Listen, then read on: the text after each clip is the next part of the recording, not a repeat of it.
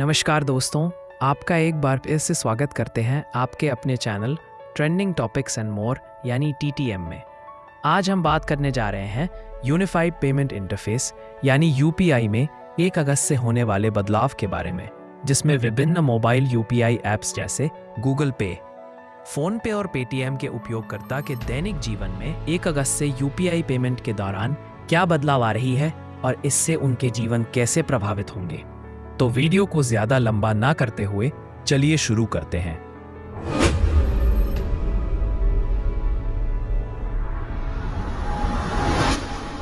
आज हम बात करने जा रहे हैं यूनिफाइड पेमेंट इंटरफेस यानी UPI में 1 अगस्त से होने वाले बदलाव के बारे में, जिसमें विभिन्न मोबाइल UPI ऐप्स जैसे गूगल पे, फोन पे और पेटीएम के उपयोगकर्ता के दैनिक जीवन में 1 अगस्त से UPI पेमेंट के दौरान क्या बदलाव आ रही है और इससे उनके जीवन कैसे प्रभावित होंगे। तो वीडियो को ज्यादा लंबा ना करते हुए चलिए शुरू करते हैं। भारतीय राष्ट्रीय भुगतान निगम NPCI ने घोषणा की है कि एकीकृत भुगतान इंटरफेस UPI प्रणाली में कई बदलाव 1 अगस्त 2025 से लागू होंगे। इन बदलावों में सभी बैंकों और डिजिटल भुगतान प्लेटफॉर्म द्वारा एप्लीकेशन प्रोग्रामिंग इंटरफेस यानी API के उपयोग के लिए संशोधित दिशा निर्देश शामिल हैं, जिनमें ऑटो पे और बैलेंस पूछताछ जैसी सुविधाएं शामिल हैं।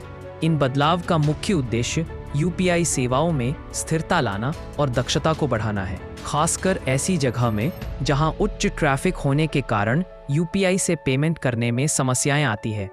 यद्यपि आपके दैनिक जीवन में होने वाले लेन देन जैसे पड़ोस की दुकान से संबंधित भुगतान या फिर इसी तरह की लेन देन से संबंधित सेवाओं का उपयोग UPI मोबाइल ऐप्स के द्वारा नियमित रूप से उपयोग कर सकते हैं, लेकिन नई दिशा निर्देश के अनुसार कुछ कार्य जैसे बैलेंस की इंक्वायरी करना, लेन देन की स्थिति की जानकारी को अपडेट करना आदि छोटी मोटी संशोधन NPCI के द्वारा 1 अगस्त 2025 से बदल दी गई है, जिसका मुख्य उद्देश्य UPI मोबाइल ऐप से गैर लेन देन ट्रांजैक्शन के कारण बहुत ज्यादा नेटवर्क ट्रैफिक होने से आने वाली समस्याओं के कारण हो रही है, जिस कारण ऐसी ट्रांजैक्शन से होने वाली टॉप ट्रैफिक को रोकने के लिए कुछ प्रतिबंध लगाए जाने वाले हैं, जिससे कि आम जनजीवन में दैनिक लेन देन को सुगमतापूर्वक बिना किसी समस्या के किया जा सके। आइए इस बारे में विस्तृत रूप से समझते हैं। बात करें शेष राशि पूछताछ पर दैनिक सीमा के बारे में। अब उपयोगकर्ता प्रत्येक UPI ऐप पर प्रतिदिन अधिकतम 50 बार ही अपने खाते का बैलेंस चेक कर पाएंगे। इस कदम का उद्देश्य अत्यधिक API अनुरोधों को कम करना है, जो सिस्टम पर दबाव डाल सकते हैं। आपके द्वारा लिंक किए गए बैंक खाते की जानकारी तक प्रतिबंधित पहुंच की जाएगी, जिससे कि आप अपने मोबाइल नंबर से जुड़े बैंक खातों के बारे में दिन में केवल 25 बार ही जानकारी प्राप्त कर पाएंगे, जिससे सर्वर उपयोग को अनुकूलित करने में मदद मिलेगी। फलस्वरूप सर्वर का कम उपयोग होने के कारण लेन देन में लोगों को काम समस्याएं आया करेंगी।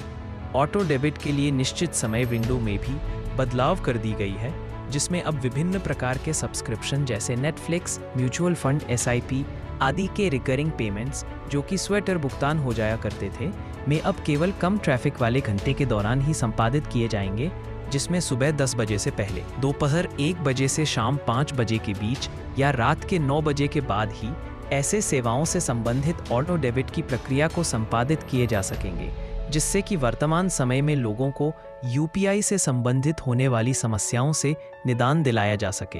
इस क्रम में UPI के द्वारा भुगतान करने से संबंधित जानकारी को अपडेट करने की भी समय सीमा में बदलाव किया गया है। इसमें यदि आपके द्वारा की गई UPI लेन देन का सफलतापूर्वक ट्रांजैक्शन नहीं हो पाया है, तो अब आप उसे स्थिति में केवल 3 बार ही जांच कर सकते हैं। इस दौरान प्रत्येक जांच करने की समय सीमा में 90 सेकंड यानी 1.5 मिनट का अंतराल अनिवार्य है, जिससे कि अनावश्यक ट्रैफिक से होने वाली समस्याओं को रोक जा सके।